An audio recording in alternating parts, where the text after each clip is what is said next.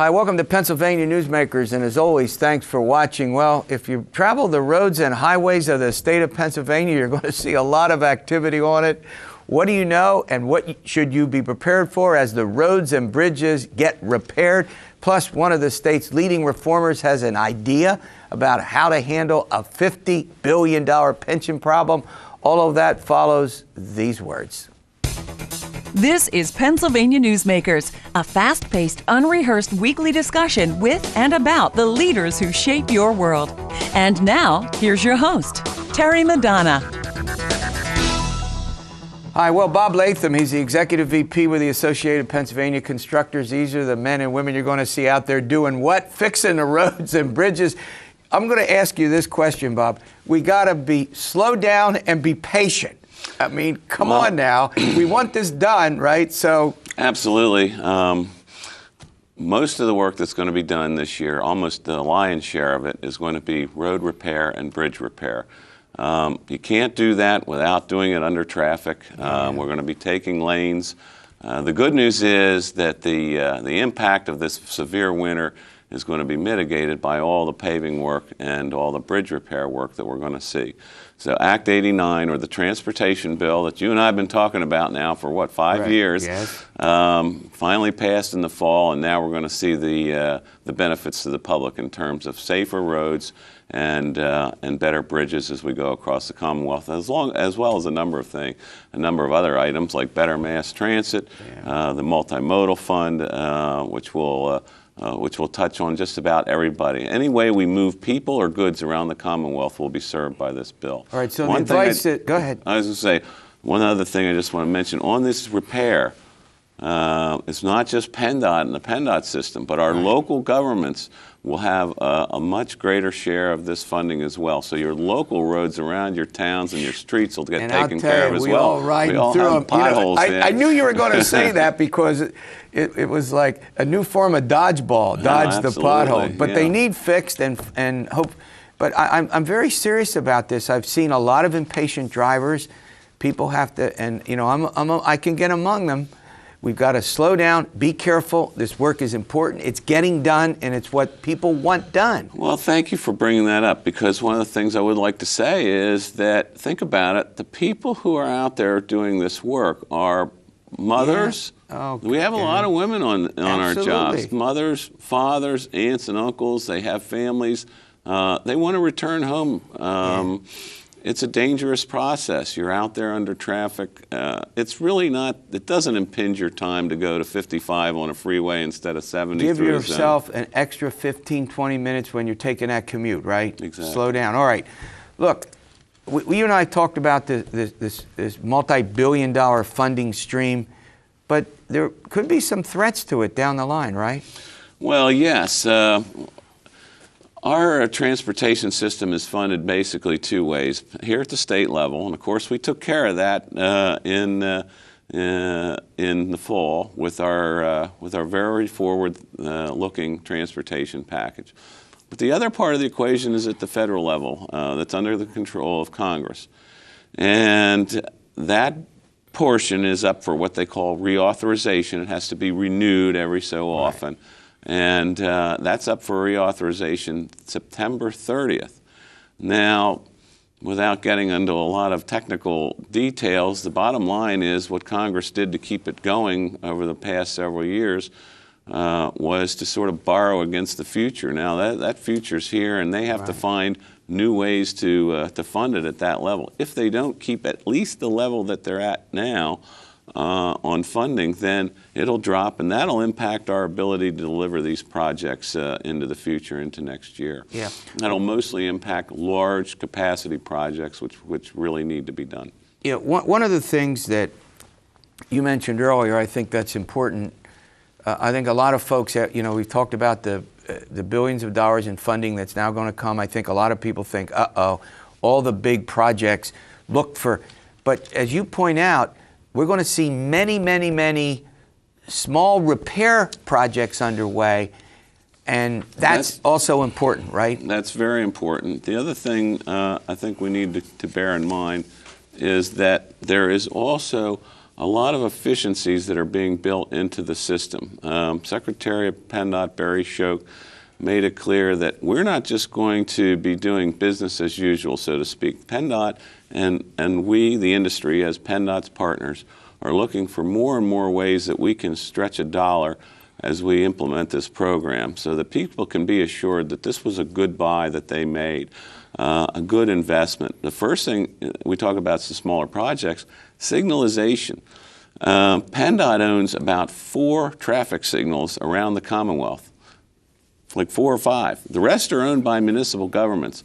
What PennDOT is going to do is help the municipal governments get better synchronization of those signals. Right. So like here in the Harrisburg area on 15 through the Camp Hill bypass, all that will be synchronized. That'll definitely help the commutes on traffic, both people coming in from Mechanicsburg. And that's just one example. It's going to be happening all over the place. Yeah. They're doing better coordination with the Turnpike, saving $14 million on design costs this year.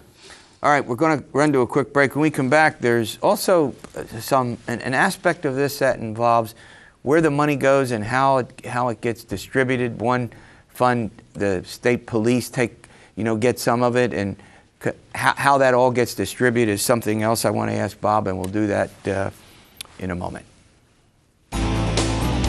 This broadcast of Pennsylvania Newsmakers is presented by the Pennsylvania Chamber of Business and Industry, the statewide voice of business.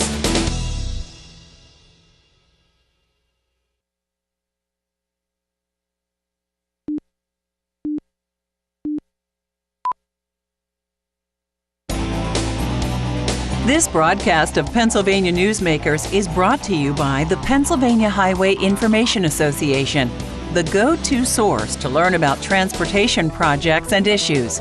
Please visit pahighwayinfo.org. And by the Pennsylvania Manufacturers Association. Business in Pennsylvania is our business. Hey, welcome back to the program. I'm chatting with Bob Latham with the Associated Pennsylvania Constructors, and coming up we're going to have Tim Potts, one of Pennsylvania's leading reformers. He has an idea he's been touting, dealing with a huge pension problem that the state faces. Pension debt problem, let me point that out.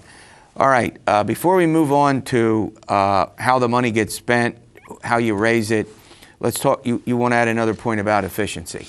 Yes, when we went to break, I was mentioning the fact that PennDOT's cooperating with the Turnpike Commission on design and saving some money. The other is they're working with local governments in ways that they haven't before. One is bundling bridges. You know, you and I don't know when we go over a bridge, is that owned by PennDOT? Is that owned by a county? Is that owned by the township? Wouldn't care. Yeah, I just want to get over it. Just want to get over it. Right. So in order to be able to be more efficient and save money, they're working with local governments, putting those in what we call bundles, and putting projects out in bundles in geographic areas. That's going to be a tremendous savings, economies of scale on that. The other thing is, across the Commonwealth, they're now looking at something called a public-private partnership for a massive bridge project, which will infuse some private financing into it and make this funding bill go even further. So they're doing a good job looking at all different angles. All right. One of the concerns, we touched on this a little earlier about the prospects that some of the money could end up going, for other purposes. We're not suggesting that. I'm not going to suggest these other purposes aren't important. The question is the funding, is it secure? Is it enough to do this massive road?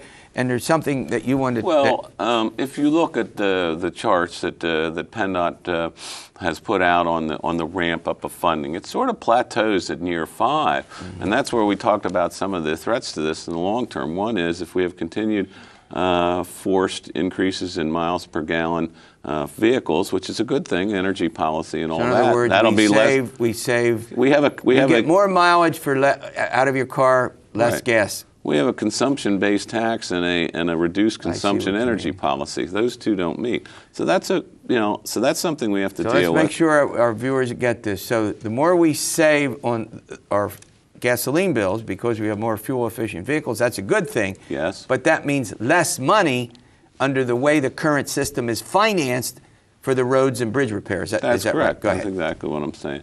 The other is that there are a number of programs that are now being funded out of the motor license fund, which is essentially the highway fund, which is where the fuels tax goes. So when you pay fuel tax through the oil company franchise tax, almost $700 million of that goes to fund the operations of the Pennsylvania State Police. There are other agencies that are getting funding from it too, the Agriculture Department, et cetera.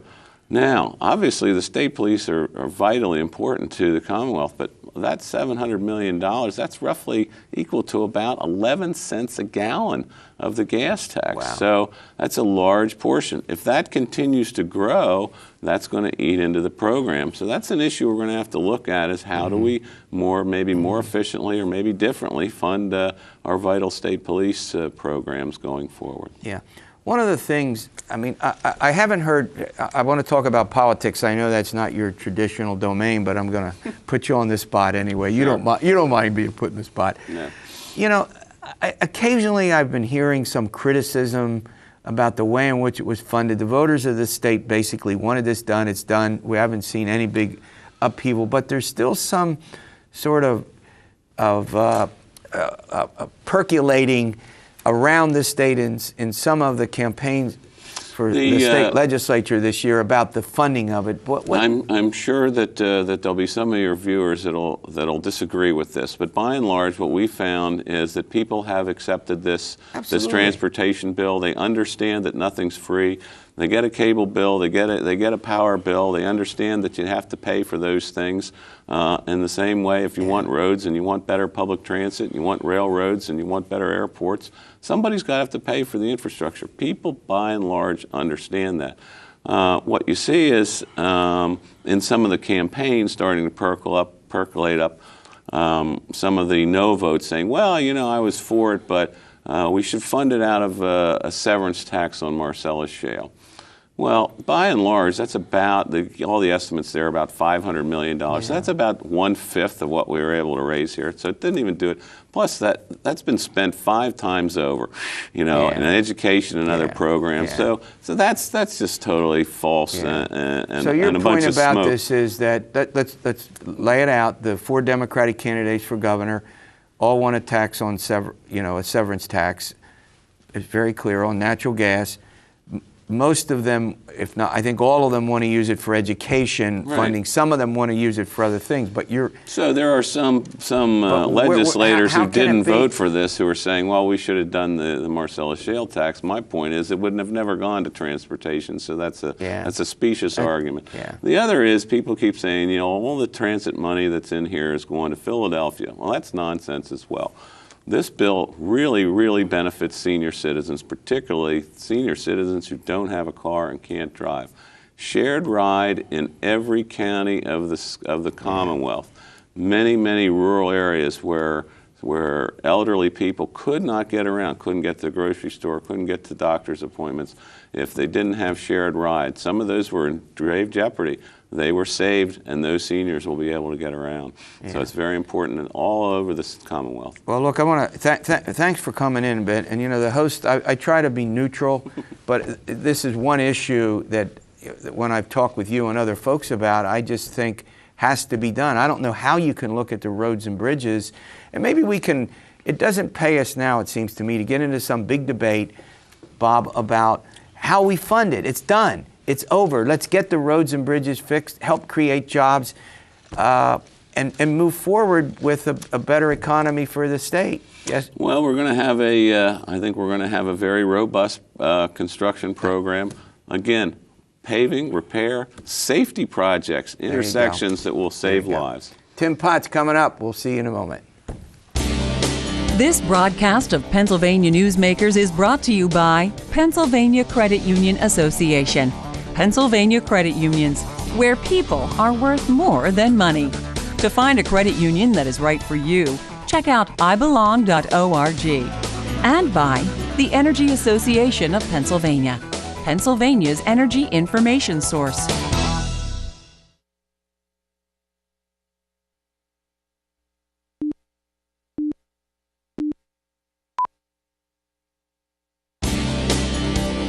This broadcast of Pennsylvania Newsmakers is presented by the Hospital and Health System Association of Pennsylvania, working towards a healthy Pennsylvania, and by the Pennsylvania Coal Alliance, representing companies involved in America's most affordable, reliable energy source. To learn more, visit pacoalalliance.com.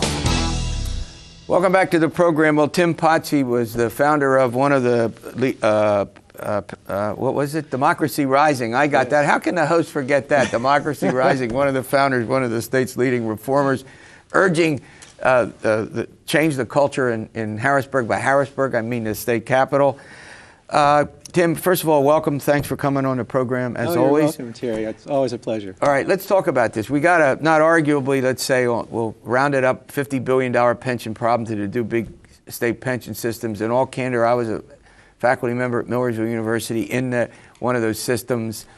Sure, and I'm part of the pension system as well. And you're part. So we're both part of it, but Tim's here to talk a little bit about some things. This is a huge problem for the state, particularly almost $2 billion annually in debt service. There are various ideas about how we get out of the problem, right? Right. All different, 100 different ways that people have proposed how to solve it.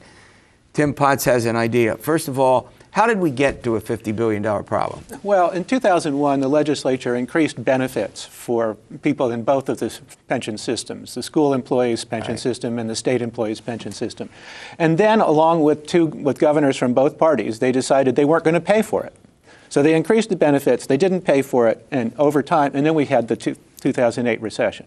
So over time, the debt just became enormous. It's the largest problem we face in Pennsylvania. It's far bigger than fracking. It's far bigger than anything else you can think of. Transportation. It is absolutely enormous.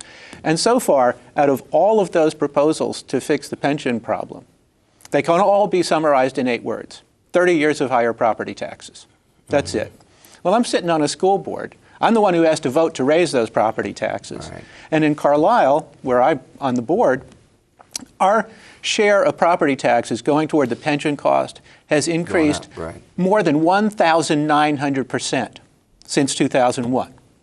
I think property taxpayers have done enough. I think it's time for the state to step up and fix its own problem. And you have an idea. Before I do that, let me just say this. There are 2 ideas. The union idea mostly is to grow that we can grow our way out of it by better managing the assets and maybe even borrowing some money, doing bonds. The other way is to go to the 401k style plan for new employees. So we have 2 different views. But Tim Potts has another view, right? Another way to resolve that. What's that? Well, absolutely everyone agrees that the only way to solve this is with a dedicated revenue source. And there's a huge segment of our economy that's not paying any taxes at all right now, and that's financial transactions. I'll give you an example. When you and I go out and buy a car for $20,000, we pay $1,200. 6%, right? 6%. $1,200 in sales tax on that purchase. If somebody goes out and buys $20,000 worth of a car company's stock, they pay nothing on that purchase. Nothing. So I'm looking at this, and I mean, financial transaction tax is in New York. It's in 40 countries. It's nothing new. But I'm looking at this, and the best estimates I can come up with, we can generate $3.5 to $7 billion a year with a tax of 0.3%. And going back to that car example, somebody would have to buy $400,000 worth of stock to equal what we pay when we buy a $20,000 car. All right, we're going to run to a break. I'm talking with Tim Potts. He calls it the Senior Security Act. It's an interesting name. We'll be back in a moment. We'll continue this discussion. This broadcast of Pennsylvania Newsmakers is presented by Highmark Blue Shield, changing the way health plans work for business with a variety of plan options for employers and more choices for employees. Information is available at highmark.com. Have a greater hand in your company's health. And by the Pennsylvania Healthcare Association, the future of long-term care.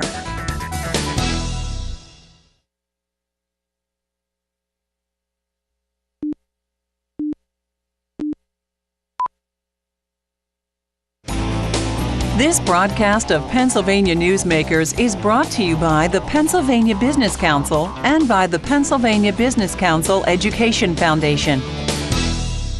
Hi, welcome back. I'm talking with Tim Potts. As a proposal that he has been floating around the state dealing with what he calls Senior Security Act. We've been talking about a proposed financial transaction tax. Right. Is this a new tax? No, it's not. In fact, the first financial transaction tax was passed in 1694 at the London Stock Exchange when they started the Bank of England under William and Mary. And it's been around for a long time. The United States had a financial transaction tax starting in the early 1900s, and a remnant of that still pays for the Security and Exchange Commission. New York State has a financial transaction tax that in 2012-13 generated $12 billion. $12 billion. And what's bad about that is that it's rebated 100%. Right. They collect it, they give it back. In 2008, when the recession hit, they rebated $16.3 billion to the people who caused the problem when they're cutting programs for the poor. People are losing their homes, they're losing their jobs. It's unbelievable. So repeat this again. So yeah. How much of 0.3 of 1%? So you're saying that would be $60 on a $20,000 stock purchase. Exactly. Exactly. $60. Now, you also argue that this would lower property taxes. Right. Because if you take it into money to do the pensions, then you don't have to.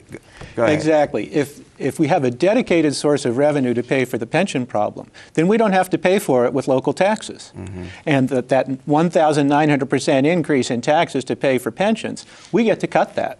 Yeah. And in Carlisle, that's more than $3 million. Statewide, it would be about $1.5 billion. The winners would be the property, according to you, this is your argument, winners would be the property tax owners, right? Right, folks who pay property taxes. Current and future retirees, you say, right? Absolutely. And right. who are the losers? The biggest losers are the day traders, the folks who just use the market to constantly churn trading in stocks and bonds to generate income. And frankly, I don't much care if they lose because they don't do much of value for the economy. Mm-hmm. Investors do value for the economy. That's people who put their money into a company and the company gets to keep it and use it for a long time instead of, they get it for a day and then they have to give it back. Okay, we have about a minute left. So where does all this go? I mean, I know you've had some, editorials in some of the papers in central Pennsylvania, right. South central Pennsylvania. Where does this go? Doing a lot of work behind the scenes with the School Boards Association, with the teachers' unions, with the retirement systems. Legislators in all four caucuses now have this plan in front of them. We're starting the conversation. I hope that we get to the point where we have a bill this summer that we can start to work on in the fall. Mm-hmm. All right. Well, look, I want to thank you for coming in. This is an intriguing idea. I haven't heard it before. This is interesting. All right. We'll see you next week for another edition of Pennsylvania Newsmakers. And as always, stay well.